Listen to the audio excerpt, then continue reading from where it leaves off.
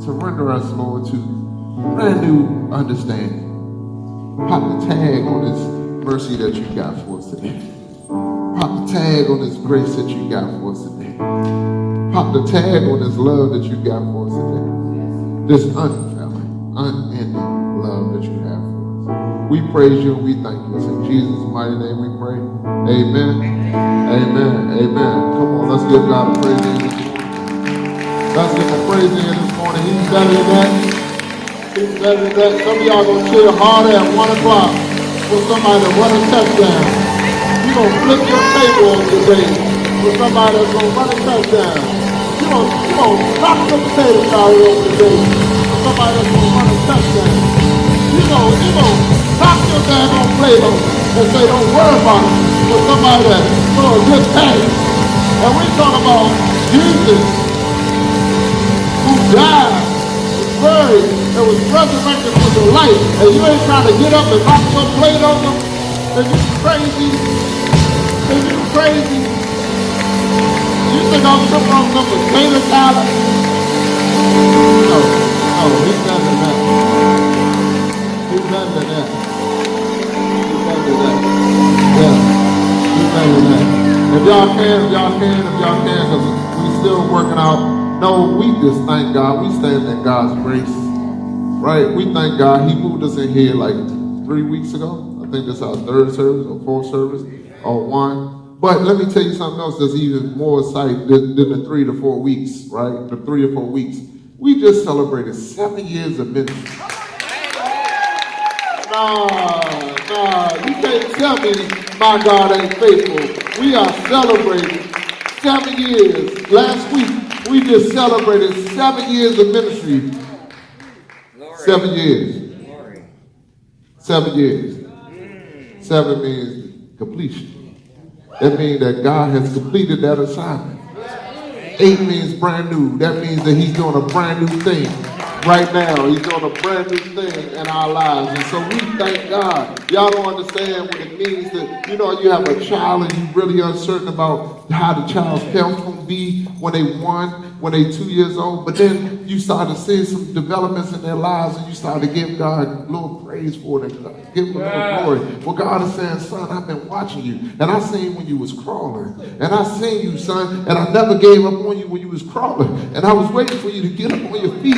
And every time you got back up on your feet and fell again, I picked you back up again because you're my child and I'm your father. And what I wanted to do is I just watch you. And now I'm bringing you to this place of completion. You have completed that elementary stage. Now you move into the mature stage. I'm doing a brand new thing. Say, God is doing a brand new thing. So if you got a Bible, go to Luke chapter 3. Luke chapter 3. Luke chapter 3. Y'all seen the praise team up here with a shirt on that said read. It said read. Everybody say read. Read just means once again. Read means what? Once again. And what God is saying in this season, y'all, is God is saying you did it before, and now after 6 years or 5 years, you think you got it. But what if I bring you into something brand new that you never even seen before?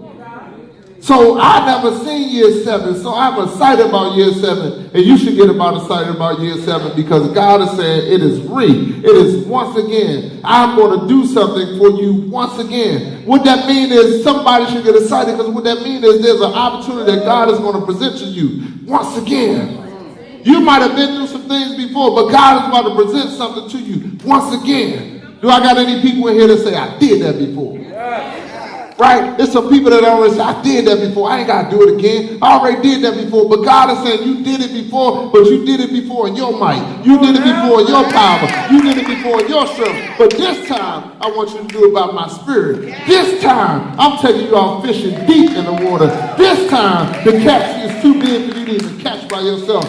This time, it's brand new. And so I am going to present an opportunity to you that's so clear that all I'm going to ask you to do it. You don't have time and time and time again. You got once more.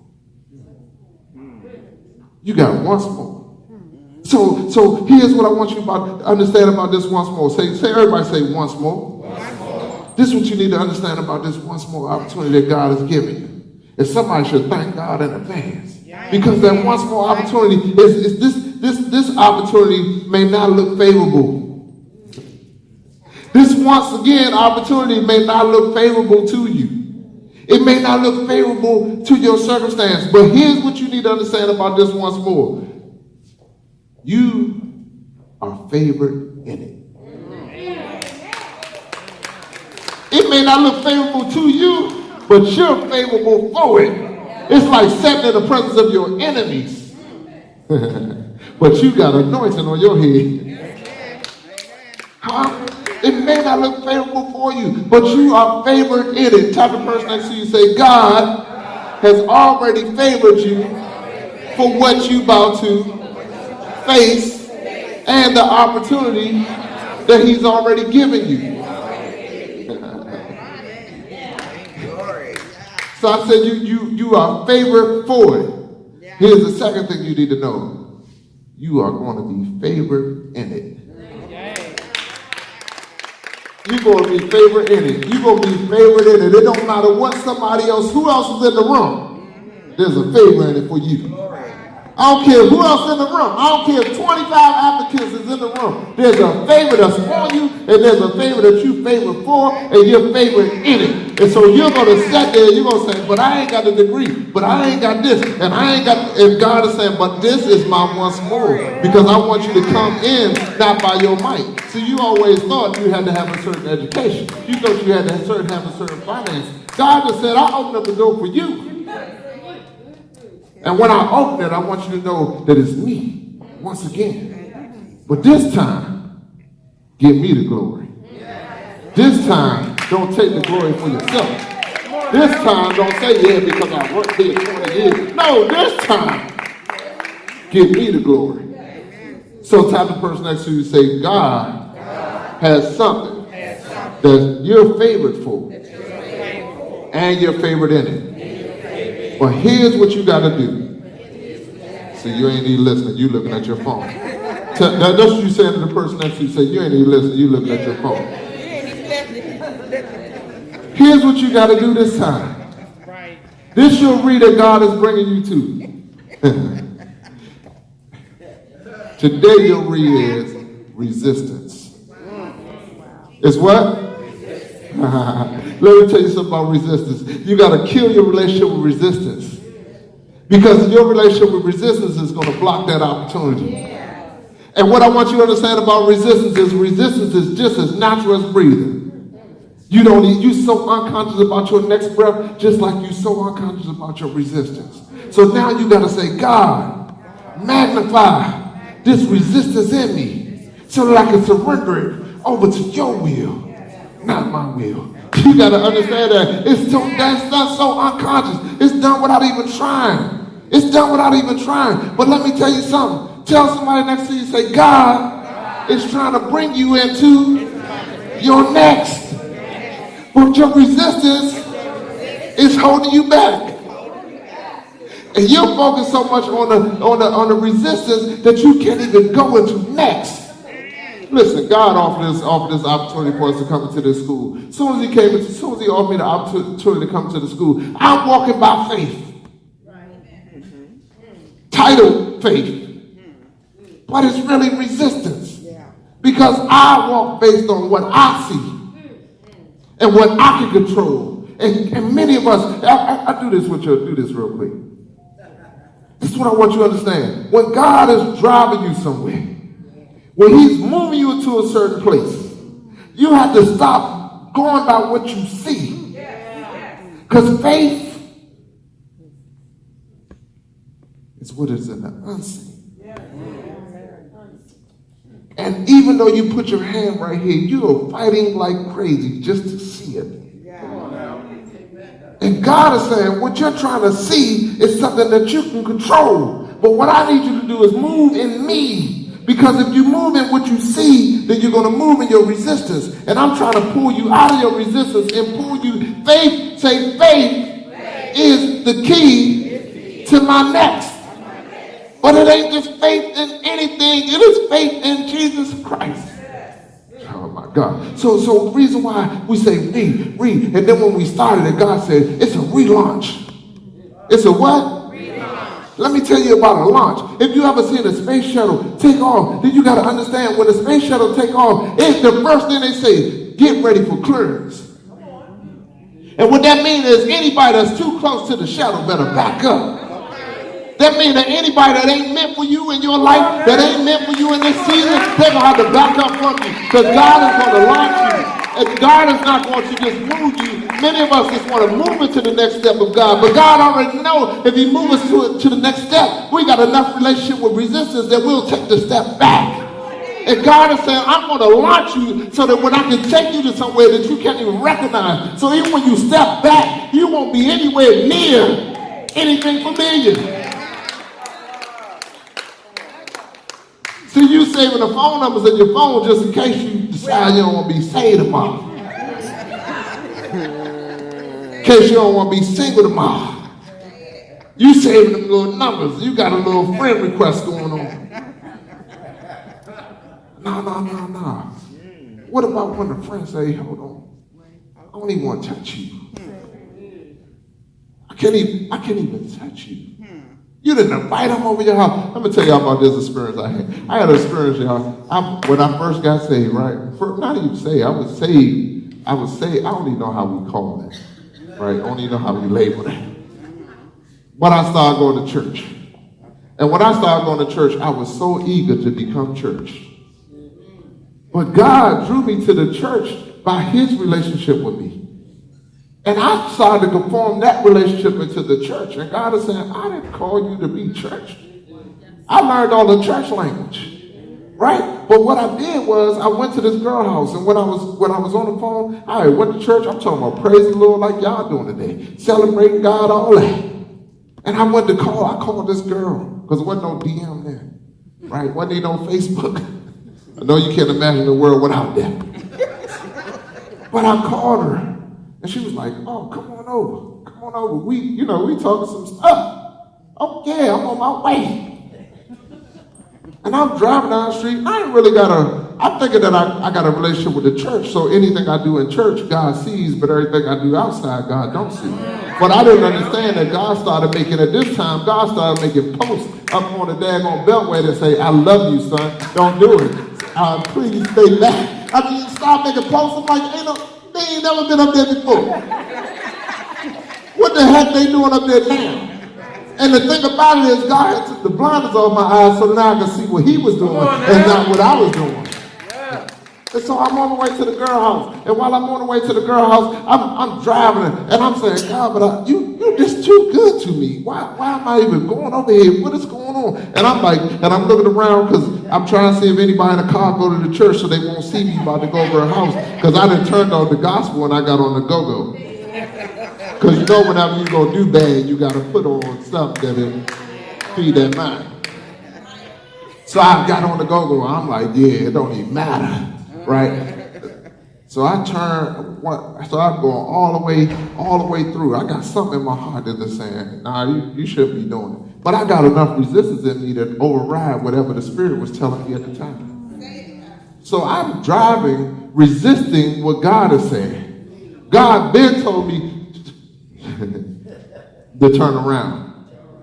From the time because he'll give you a way of escape. From the time I got in the car, I forgot that I left the gospel music on that morning. So once you change the station, you already in your resistance. I cut it off. I'm feeling it now.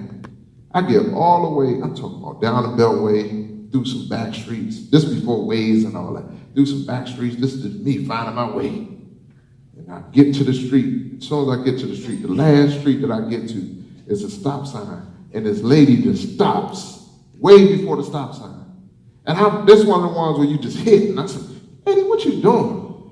Right? And when I stopped, I looked at her bumper and it said, Jesus love you. Don't do it.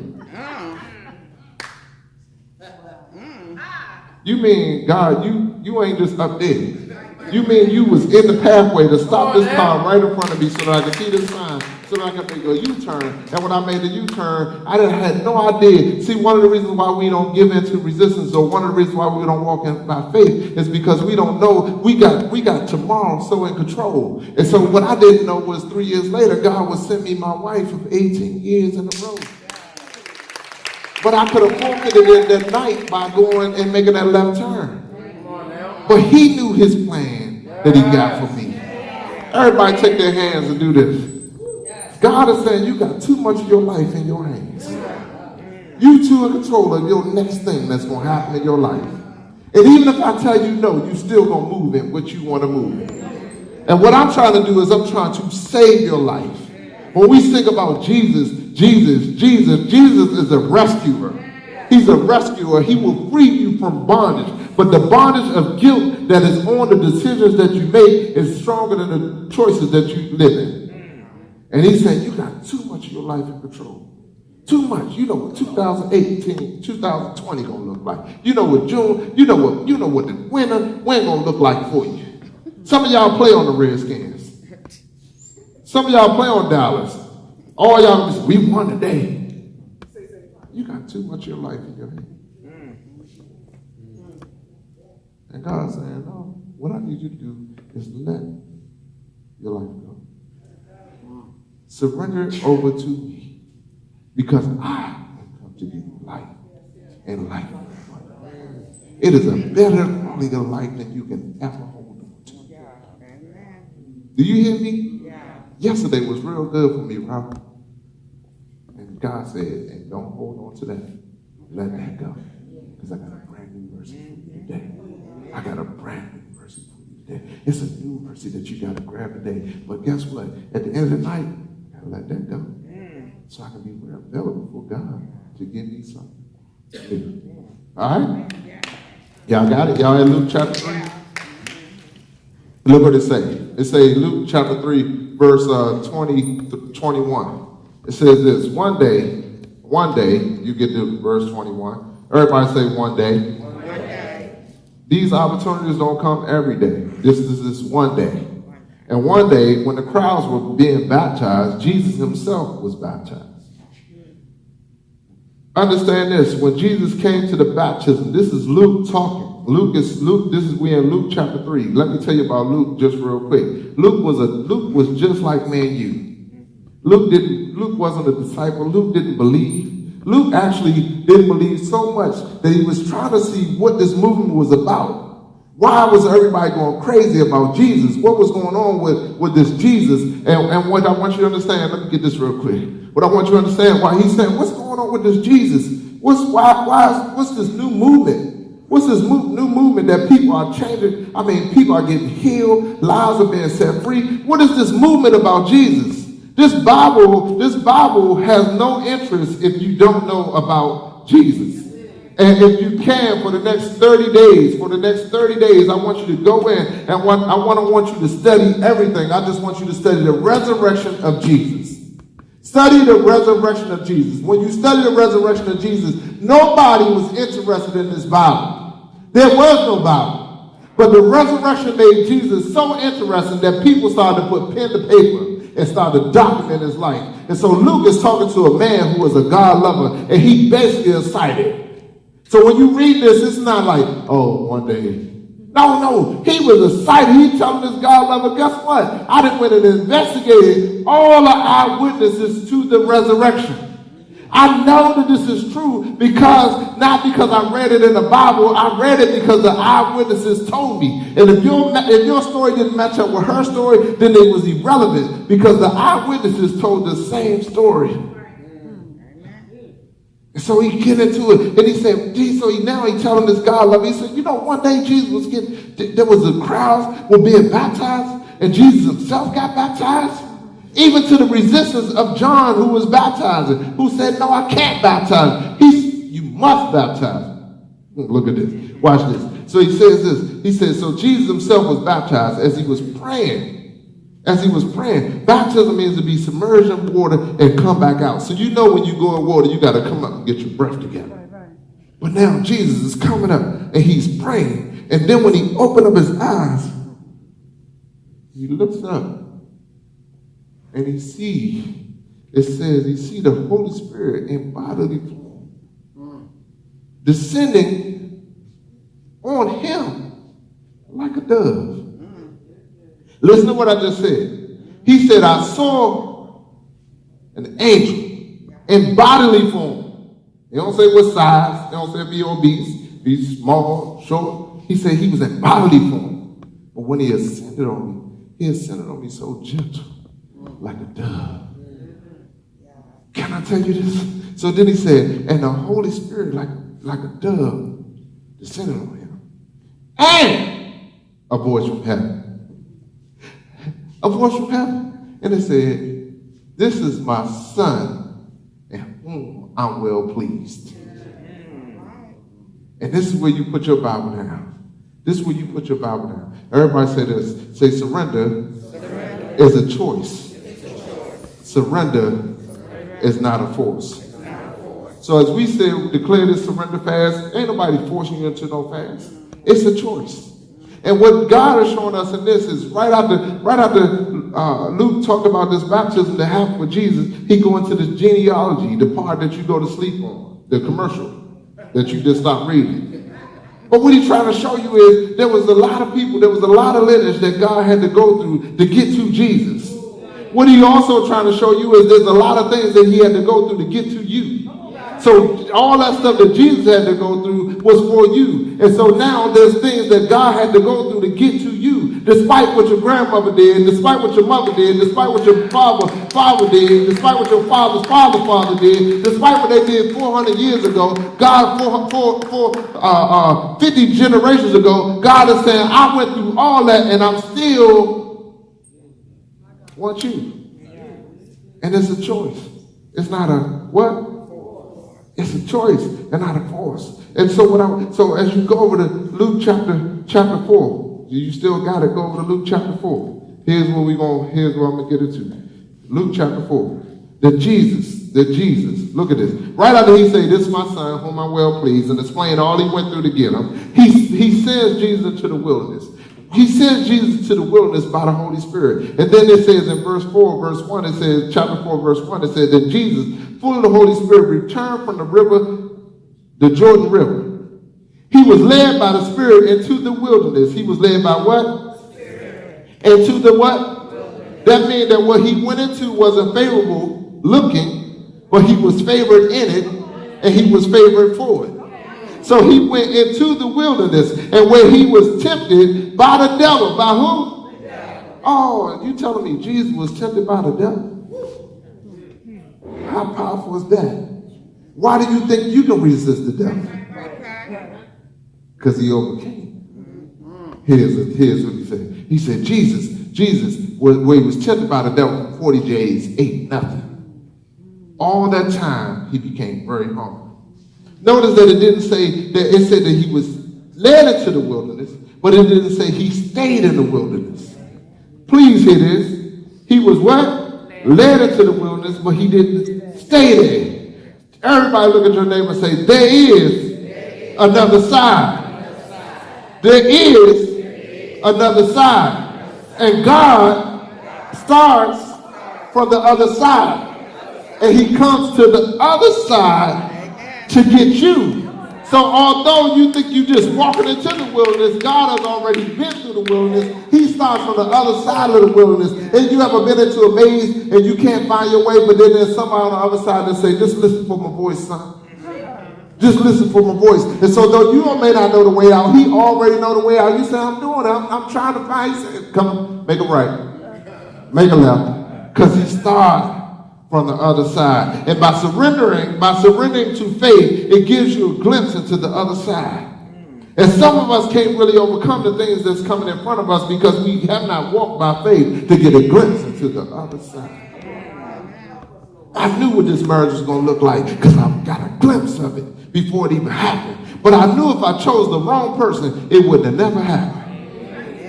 Do you understand what I'm saying? And I had an opportunity to choose somebody else. Because I had an opportunity to choose somebody else, but I knew he gave me a glimpse of what that looked like, and he gave me a glimpse of what this looked like. And then because she is my glory, I stand here today to tell you about Christ's story. Everybody say there is another side. And God is trying to get you to the other side. Why? Because he want to show you something that you've never seen before. I don't care what age you are. It's something you ain't seen before. God is trying to bring you there. And God is giving us chance after choice. Chance after choice. Chance after choice. And too many of us condemn ourselves by the choice, but we never get a chance to see the chance. See, some of us make choices. Some of us make choices. And our choices condemn us so bad. This choice that you made is a bag of condemnation. And you hold on to the condemnation of the choice. But through the resurrection, God is saying you can let go of the choice. Because I'm going to give you another chance. And what I want you to do is I want you to walk in a new chance that I'm giving you, but you keep focusing on the choice that you made. And you're condemning yourself, but in Romans 8:1 it said, for there is now no condemnation for those that are in Christ Jesus. What do that mean? That I can now not stop condemning myself for the choice I made in 88 and thinking God can't bless me in 2019. I got to stop condemning myself for the choice I made in 2001 and think God is going to condemn me, stop not bless me in 2019. I got to stop condemning myself for the time that I was going to go over to the girl house, and I knew that God told me not to go, but then when I made the left turn and went back home, I'm still condemning myself for the fact that you was going to church. So let it go.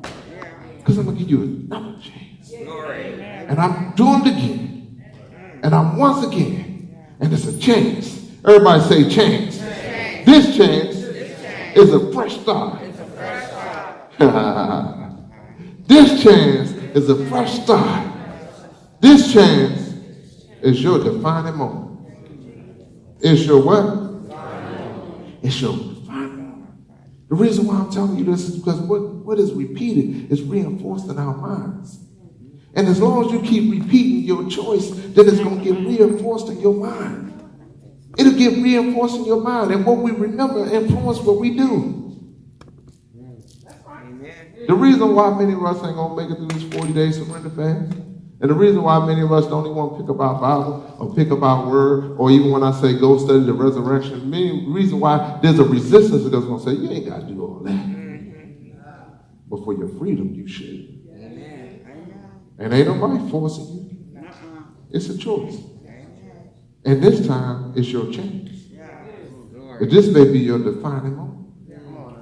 Because what is repeated is reinforced in our minds, and what we remember influences what we do. Look at the person next to you and say, this time, take advantage of the chance. Take advantage of the chance.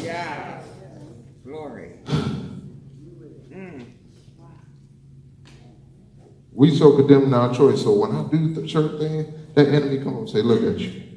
You ain't making no progress. Look at you. There it go again. Look at you. There it go. And you know everything that the enemy said about you is actually true? Because he's talking about you. He ain't going to say nothing about God. So what you got to tell the enemy, I know I am, but God is. I know I'm condemned, but I'm now free. I know I've been in bondage, but now I've been released. I know I make bad choices, but now I'm going to take advantage of the chance. I know I've been set back, but God is. And when you start talking about God, He's going to have to resist. And He's going to have to step on. That's what God is saying. If you will surrender totally and completely, you got to surrender totally. And what? Totally and what? Totally and what? And so 10 days ago, God came in here. He brought Dr. Celeste in here. And he said, look, I want y'all to surrender. I want y'all to surrender. As soon as he said surrender, some of us thought about the thing we was going to surrender. And we were like, yeah, if I surrender this, then I'll be more holy. So, surrender that. And God is saying, okay, you surrender that? Good. And you think that's what you're going to surrender for the 40 days? Yeah, I gave you something over God. He said, no, I want to surrender it all. How you still standing there with that? Come on now. So after week 1, all of a sudden he say, surrender something else. I'm like, surrender something else? All right, you got that. And what I was trying to do was I was trying to surrender everything that was in front of me. I was trying to surrender everything that was in front of me, thinking that that's the only thing God sees. He said, no, I want it all. The backpack too. You know, real quick, it was one of my favorite shows was Good Times. Y'all remember Good Times? Yeah. Somebody help me with this daggone thing. But y'all remember Good Times? This how long it's been on me. This how long it's been on me. And even when somebody start helping, you be like, nah, let it go. You start, even when somebody go to help you think you just gonna come it all, you think you just gonna take it all because you heard this good word today. No, this thing has permanently been on you for a long time. In fact, you already adjusted the straps so it can't even leave you. You understand? This thing got wind resistance to it. You can get on a motorcycle, it still ain't gonna come on. That's how much relationship we got with resistance. And some of y'all laughed, and we laughed through what's name. But one of my favorite episodes in Good Times was this time when JJ had owed this man named Too Sweet some money. And Too Sweet came in the room and he said, JJ, you ain't got my money? Give me my suit. Give me my suit jacket. And JJ took off the suit jacket. And then he said, the shoes and the hat. And he took the shoes and the hat off. And he said, the pants and the belt. And at the end of the day, he left JJ in his underwear. And Florida looked at him and said, you better be glad them wasn't Too Sweet draws.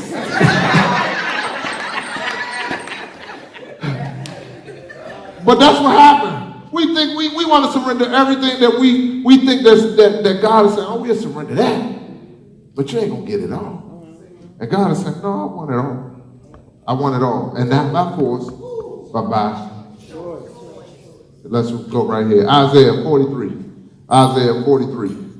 I really can't get this thing off. Tell you, y'all going to be struggling to get this thing up off of you. But you know what? God just said it ain't going to come on until the 40 days. Ain't going to come off for the 40 days. You've been adjusted to it. But this time you're aware of it.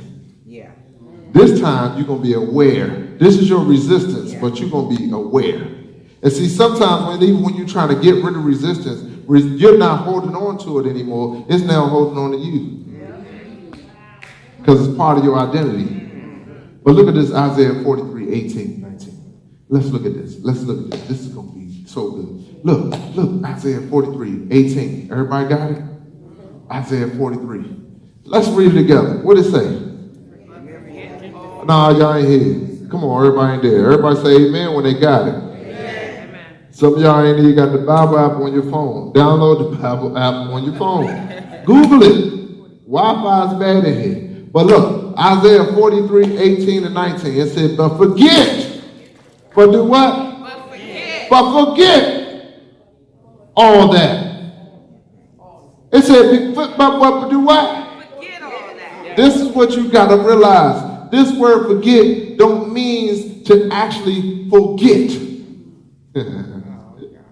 Some of us think that when we're in God, we just going to forget. And God is saying, no, it doesn't mean forget. This word actually means to willfully unnotice.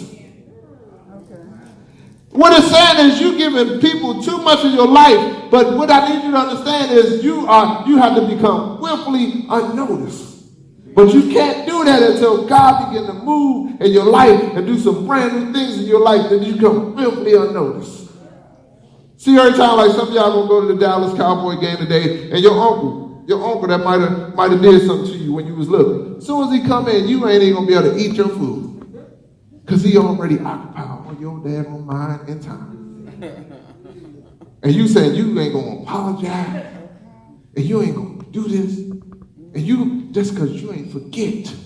And the reason why when you don't forget and willfully unnotice it, you hold on to unforgiveness. Nelson Mandela said, Unforgiveness is like drinking poison and hoping the next man dies.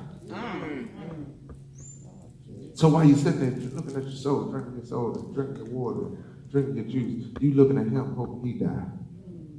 You the one drinking the poison. Well, He said, don't mean forget. It means willfully what? Unnoticed.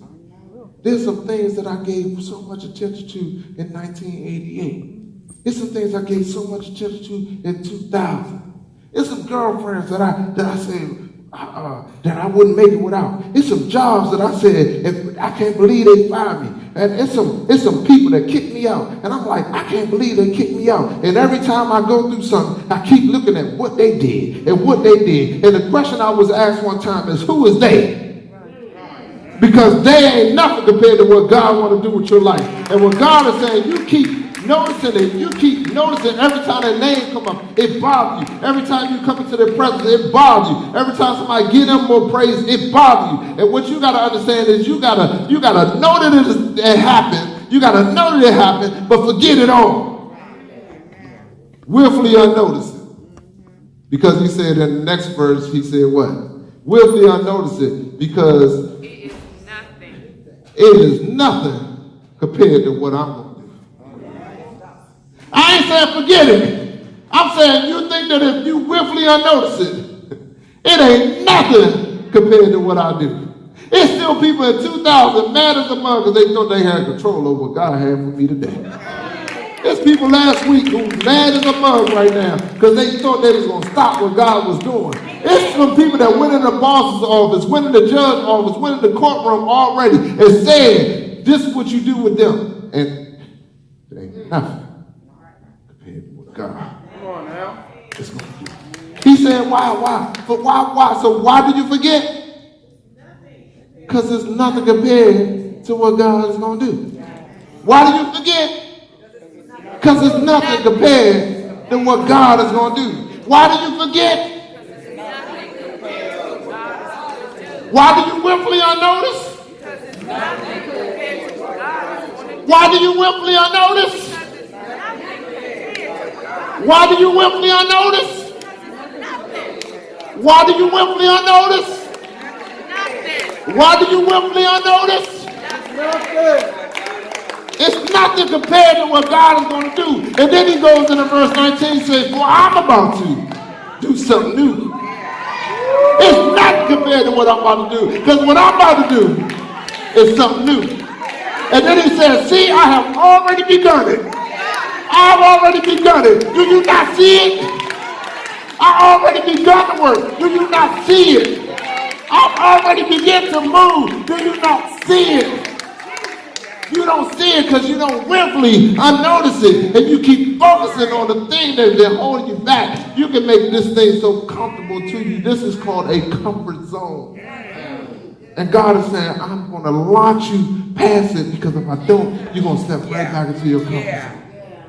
When I first left the street, it was so hard. It was so hard. Everything that happened to me, I thought I'm going back to the street. They don't hire me. All right, they leave me no choice. I'm going back to the street. They ain't going to give me no job. I ain't going to leave me no choice. I'm going back to the street. As if the street was something. You know what the street is to me now, bro? I willfully unnoticed it. You understand? I ain't forgot. I just willfully unnoticed. Because you have nothing to offer me. You hear me? Girls that you think the girls or the guys that friend request you on Facebook, you just forgot that they was your boyfriend and girlfriend? You forgot y'all slept together? No. You just willfully unnoticed. Don't text me talking about what you doing tonight. I willfully unnoticed that you have nothing to offer me. Because there's nothing compared to what God is going to do. And he said, well, I'm about to do it. Something new. See, I have already begun. Do you not see it? I will make a pathway through the wilderness. You in the wilderness. I just told you about the wilderness. You can't see your way out of no wilderness. And all of a sudden God said, you don't see what I'm doing? I didn't say I'm going to take you out of the wilderness. I just said I'm going to put a pathway in the wilderness.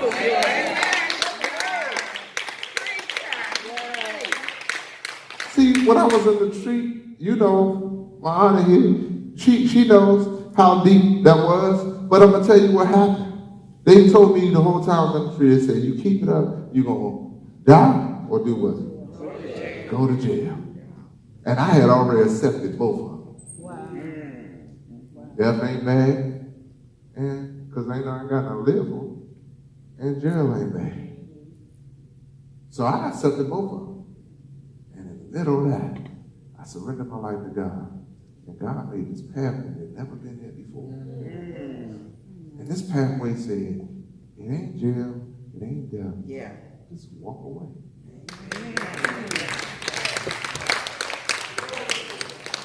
It's something I never even seen before.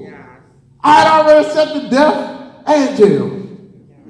And then God said, I'm doing a brand new thing. Watch this pathway I gave you.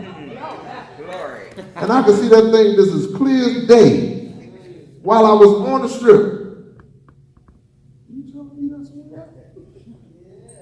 While I got caught up against me. You telling me that's what happened? And I was like, Dorothy and the Wizard of Oz, let me start easing on down.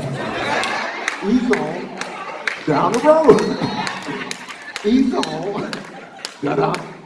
Ease on. Da-da. Down the road. Don't you worry about nothing. There might be a load going, ease on down, and I just started going down. I saw the pathway. I'm telling you. And even to this day, I see sometimes where it just seems like this is the end. And if I stand still and know that He God, if you look up, I'm telling you, you can look at your circumstance will be looking you right in your face. But if you look for God, all of a sudden you can just wipe the scale from your eye and you're going to see this pathway out. And it's called the way of escape. And even though I put myself in this situation, God was still, that's His grace, He still would just open up this way of escape. And I took that road. And the other thing He said, I will create rivers and where? In dry wasteland in the desert. That means even though you have already exhausted all your resources, you exhausted all that you have, and you tired as a mug, and you sick and tired of your own self. Make a river. Make a river. Everybody say there's a river of miracles flowing. There's a river of miracles flowing. I need to consume some water out this river because when I consume it, then I become the miracle.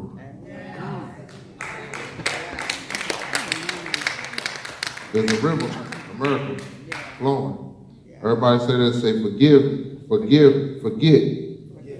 means to willfully not notice. So the question today is, have you surrendered? Have you really surrendered? Have you surrendered? Some of us have surrendered this part of our lives. We still holding on to this part of our life. Some of us surrendered the spiritual part. I'm going to go to church on Sunday, but that's all you get. Even though on Monday morning the Spirit says pray. Come on now. Well, some of y'all might just start walking with God. And that means tonight when you shut your eyes, the Spirit might say, you want to pray to me tonight? Can I tell you something? When I first started going to church, and I was going to church for a long time until I understood the resurrection, you know what my prayers was? And they was acceptable to God. Now I lay me down to sleep. That's all I do. And you ain't got to know no whole bunch of, you think you got to know all this heavenly language and all this hum.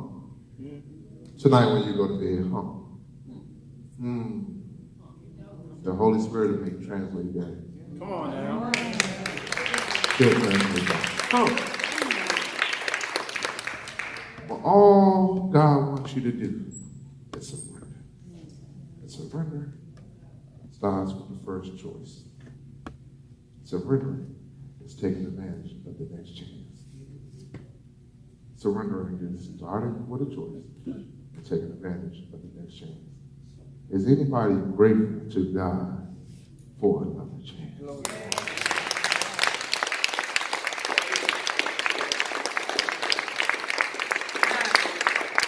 Tell you this last story. Tell y'all this last story. This will show you how God never give up. I met somebody on a couple days ago, and I walked in the room. My uncle, I thought the man was my uncle. He was sitting right there. He looked like my uncle and everything. So they have a curriculum that they do in Las Vegas to help his sister, his niece, has a curriculum that she does, and then some guys here do it. But it's a curriculum that's changing teenagers' lives, giving them a new pathway on life. It's called the Boss Move, right? So they was invited me to this by chance, not by chance, by the Spirit of God, by His ordination. He had me and the guy talking on the phone. I said, look, I'll meet you today. I met him. I get over there. I walk in the room. This guy looked like my uncle. So I'm just looking at him. So his niece began to tell the story. Just tell the story. And she says, one of the principles that they teach the kids, and she began to reveal the principles she teaches the kids, she wanted to show how evident it is. Say, everything that I heard today is about to be evident in my life. Like today.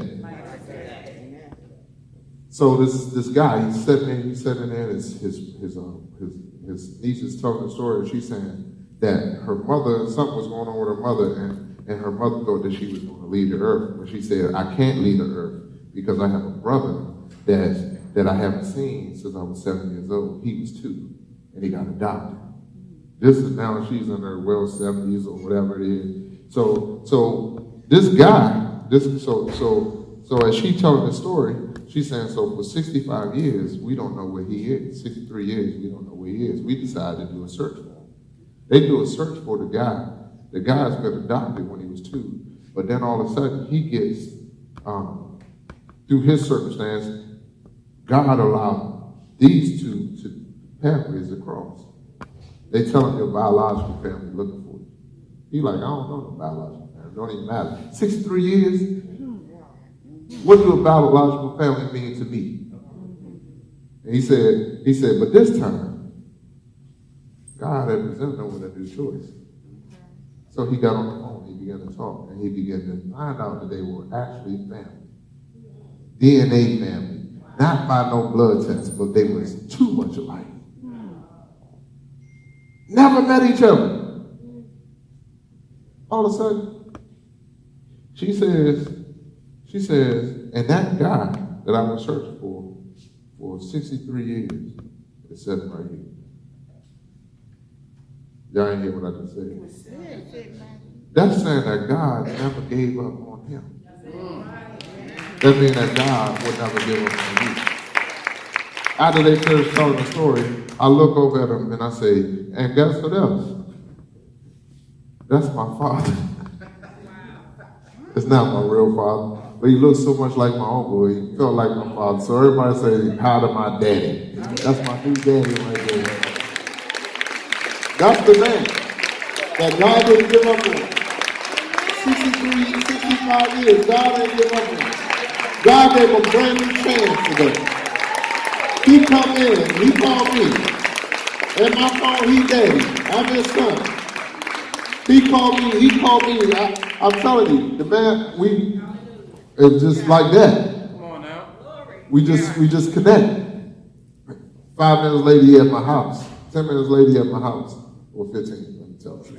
15 minutes later, he at my house. But now they're in Vegas. They got a program. We about to partner with their program. Lord. We about to partner with their program. And then we bring it into this school. Yeah. Why I tell y'all that story? Because I want you to understand God ain't gave up on you. Yeah. He ain't gave up on you. And that's what I told my dad. I said, whatever you do, take advantage of this chance. God gave you an opportunity to live, right? Take advantage of this chance. So you done already seen everything your life got to offer. Yeah. But you ain't seen what God got to offer. As we close out this surrender, we not finished with the surrender thing, but some of y'all haven't even started. But one of the things I've learned in this book is, or through the surrender, is the way you do one thing is the way you do everything. The way you do one thing is the way you do everything. This week, I want y'all to go home and make a commitment that you want to. One of your surrenders is to surrender your body. To surrender your body. That means to do something physically for your body. I don't care if it's walk to the mailbox and back to your porch. Do something physically for your body. Let's begin to transform our body. Think about the choice that we make. The choice that we make to put food in our certain food in our body. Let me tell you something. When you get this chance this time, it's going to come at your poorest time to make choices. When you think about putting the only time you really think about putting bad food in your body is when you're hungry. It's when you're hungry you take anything. Let me stop at Popeyes real quick. Get this saying. And God done showed some of us that ain't even a spot for us because they out of sandwich.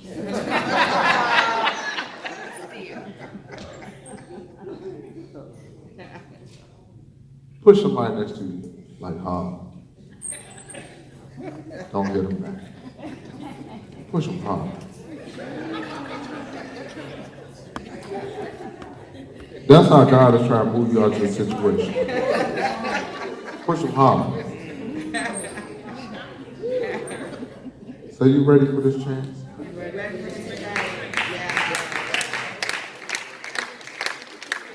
You ready for this chance?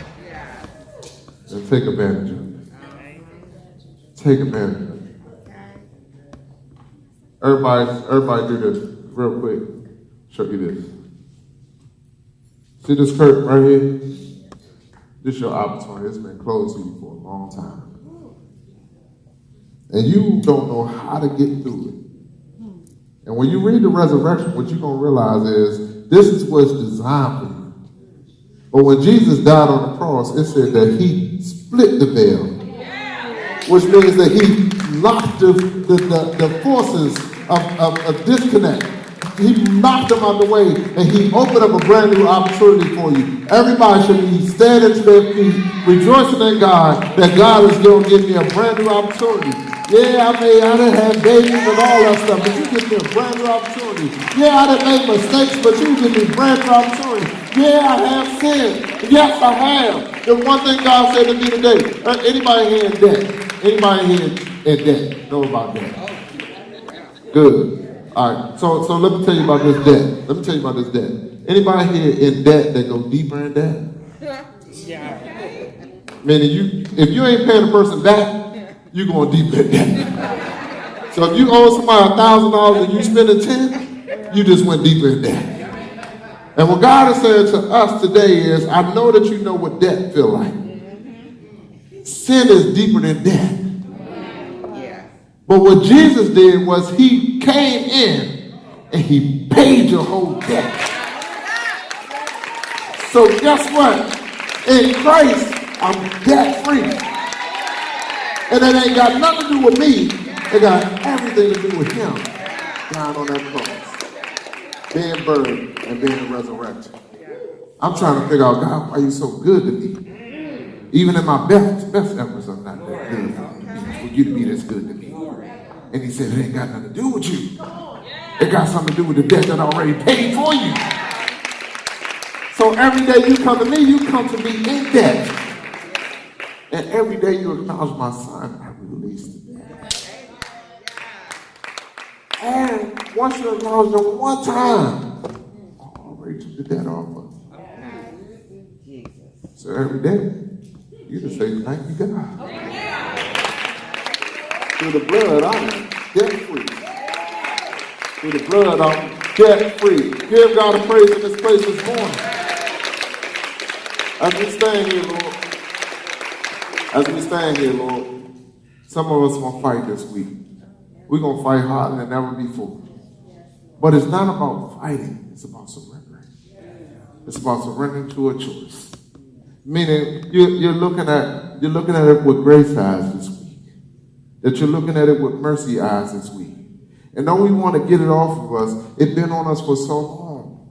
And Paul even said, who can rescue us? Even as people try to help me, sometimes people can't even help. Because it says, who can rescue me from this body of sin and death? Thanks be to God. And Jesus Christ our Lord. This week, Father, give us the opportunity. Give us a chance. Give us a chance to take advantage of the chance. Give us a new chance to take advantage of the chance. Let us not condemn ourselves in the choice, but let us see our choices giving us new opportunity for this divine moment that will be the best chance that ever happened to you in life. It's in Jesus' mighty name we all pray and say, Amen.